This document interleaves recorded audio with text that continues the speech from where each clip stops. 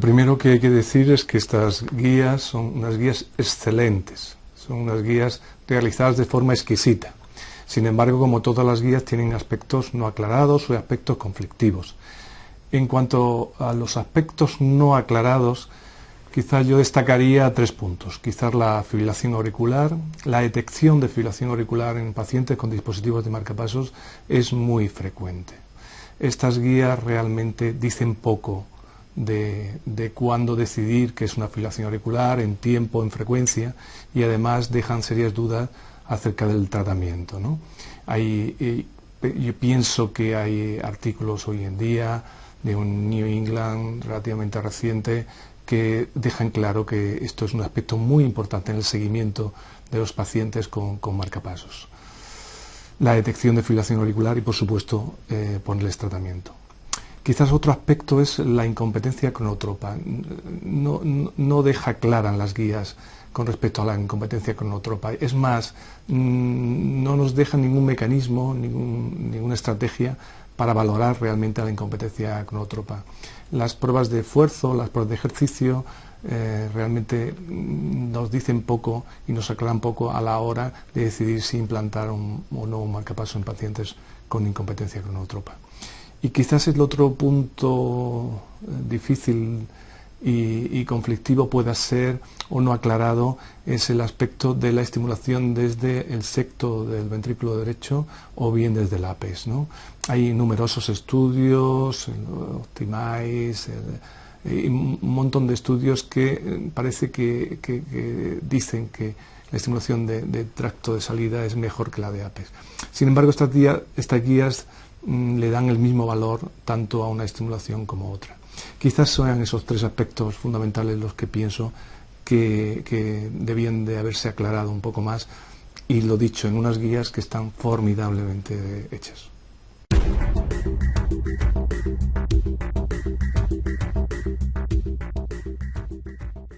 Bien, quizás también destacaría 3 cosas en este apartado. El bloqueo V congénito, las guías cambian y nos dicen prácticamente que gran parte de los pacientes con bloqueo V completo congénito hay que implantar en marcapasos. Realmente se basan, en mi opinión, en evidencia no sólida. Sin embargo, dejan claro, con fuerte evidencia, con fuerte consenso de los panelistas que han elaborado estas guías, que sí se debe implantar prácticamente en muchos de los pacientes con bloqueo V, por supuesto en los sintomáticos, y en los no sintomáticos sí tienen algún riesgo, ¿no? Ahí describen 7 situaciones de riesgo, y en esos casos claramente también hay que poner marcapasos a pacientes con bloqueo V completo congénito, aunque estén asintomáticos. Quizás es un aspecto controvertido. El segundo, quizás el bloqueo V de primer grado, ¿no? El bloqueo V de primer grado con AV muy largo, con intervalo AV muy largo, de más de 3 segundos, le dan una indicación 2A. Bueno, es un aspecto conflictivo, es un aspecto más que conflictivo, porque dicen que hay que implantarlo cuando el paciente tenga síntomas, ¿no? Y los síntomas que ellos dicen, los expertos nos dicen que deben ser equiparables como a un síndrome de marcapasos. Claro, eso es decir nada y mucho. Entonces, quizás es un aspecto conflictivo, indicación de bloqueo V de primer grado con AV largo en estos pacientes.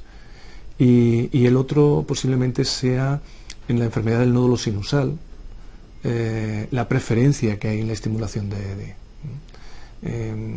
Hay un nivel de evidencia 1, o sea, una clase 1 con nivel de evidencia B, porque hay un solo estudio, que es el DAMPACE, en el que nos dice que es mejor el DED que la AI, la enfermedad del nódulo sinusal, ¿no? Bueno, realmente estoy seguro que este aspecto se aclarará en el futuro y necesitamos más estudios.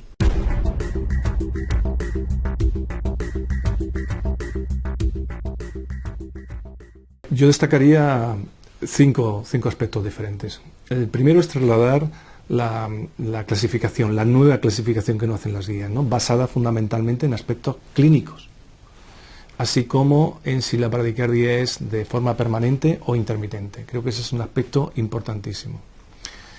El segundo quizás sea que las guías nos dicen claramente que en situaciones de implantación de TRC, se iguala el grado funcional 2 en situaciones de bloqueo rama izquierda, QRS mayor de 150, disfunción ventricular izquierda, con tratamiento óptimo, etcétera, etcétera. Se iguala el grado funcional 3 y 4 ambulatorio al grado funcional 2. Eso es un aspecto muy, muy importante. El otro aspecto también importante en relación con los TRCs es que, los TRCs han quedado hasta hace poco tiempo, en indicaciones residuales. El TCRP, ¿no? el TCR de marcapasos, había quedado a indicación prácticamente residual.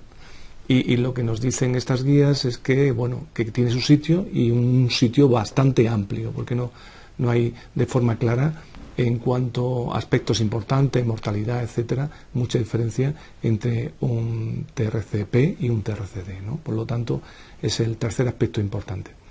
El cuarto es las nuevas indicaciones de bloqueo AV congénito, que las debemos tener claras, porque así lo dicen las guías. Pacientes asintomáticos, obviamente, pero asintomáticos como los factores de riesgo que he comentado antes.